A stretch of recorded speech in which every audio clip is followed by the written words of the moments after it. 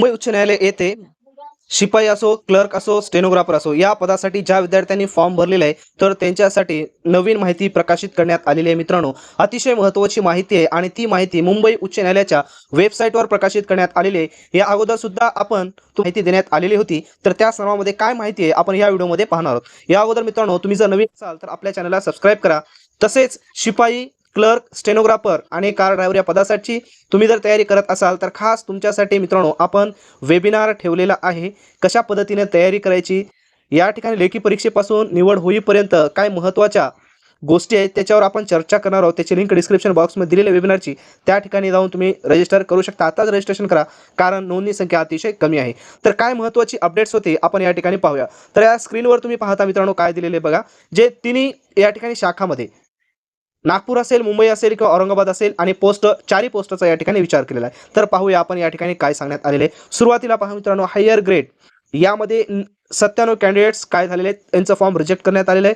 त्याच्यानंतर लोअर ग्रेडमध्ये 140 विद्यार्थ्यांचं form reject केलेलं आहे.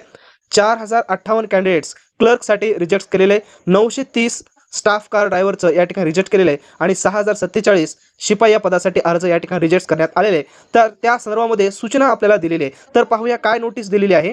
List of candidate whose candidates have been rejected the post of stenographer lower grades, त्याच्यानंतर clerks असेल किंवा पिऊन हमाल, या चारही पदांचं जर कुणाचं फॉर्म रिजेक्ट झालेला असेल तर त्यांनी काय करायचं पहा मित्रांनो. या ठिकाणी ही जी वेबसाईट्स दिलेली आहे, या वेबसाईटवर त्यांनी काय केलं होतं, 12 मार्चला याद्या प्रकाशित केलेल्या होत्या.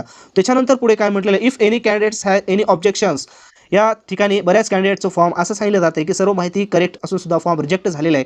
तर त्यांसाठी काय केलेलं आहे, त्यांचं जर काही ऑब्जेक्शन असेल तर यामध्ये काय केलेलं आहे, तुम्हाला काय करायचं पहा. ऑब्जेक्शन जर तुम्हाला घ्यायचं असेल आणि तुमचं फॉर्म रिजेक्ट झाला असेल तर तुम्हाला सर्वात महत्त्वाचं या ठिकाणी रिझन द्यायचं आहे आणि सपोर्ट्स डॉक्युमेंट्स तुम्हाला प्रोव्हाइड्स करायचे आहेत. आता यामध्ये काय सपोर्ट्स डॉक्युमेंट असणार आहेत ते देखील पाहणार आहोत.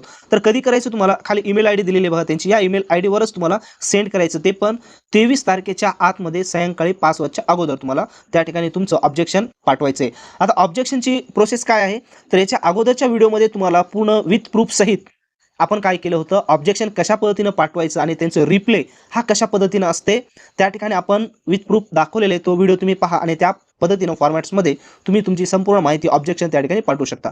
तर या ठिकाणी पाहूया आपण काय करायचं. तुम्हाला जे डॉक्युमेंट्समध्ये आहे, सर्वात अगोदर तुम्हाला डॉक्युमेंट्समध्ये तुमचं पहिलं आहे फॉर्म, त्याच्यानंतर दुसरं आहे पहिलं ॲप्लिकेशन फॉर्म, त्याच्यानंतर दुसरं आहे पेमेंट्स केलेले रिसिप्ट, ठीक आहे, हे तुम्हाला सोबत ठेवायचं आहे. आणि प्लस काय करायचं आहे, जेव्हा तुम्ही त्या फॉर्मची प्रिंट काढली, त्या फॉर्मच्या प्रिंटमध्ये खाली जर तुम्ही पाहिलं रेफरन्स, तुम्हाला पेमेंट्स केले रेफरन्स आय डी दिसते, ती रेफरन्स आय डी आणि पेमेंट्स स्लिपवर असलेले रेफरन्स आय डी करेक्ट आहे का, जर असेल तरच तुम्हाला काय करायचं आहे, त्याची PDF तयार करून तुम्हाला या मेलवर तुम्हाला पाठवायची आहे, ठीक आहे. आणि जर तुम्ही 23 तारखेच्या नंतर पाठवलं तर तुमचा अर्ज या ठिकाणी कोणत्या हालतीमध्ये गृहीत धरला जाणार नाही. तर पुढे काय म्हटलेलं पाहूया.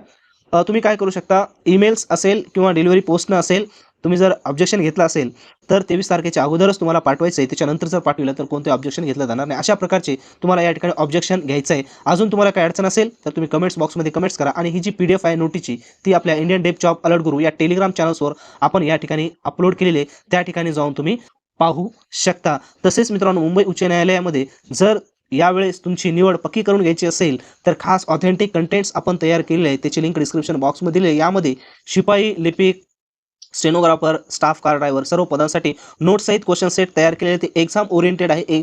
वेळ अतिशय कमी आहे, त्या कमी वेळेमध्ये जास्तीत जास्त तयारी तुम्हाला करायची आहे. आणि त्याच पद्धतीने वेबिनार सुद्धा आहे, त्या वेबिनारमध्ये आपण लाईव्ह तुम्हाला कशा पद्धतीने 70+ क्लर्कमध्ये मार्क घ्यायचे, क्लर्क या पदासाठी, आणि शिपाई या पदासाठी 28 ते 29+ कशा पद्धतीने अत्यंत कमी वेळेमध्ये मार्क घ्यायचे, संपूर्ण डिटेल्स आपण या वेबिनारमध्ये देणार आहोत.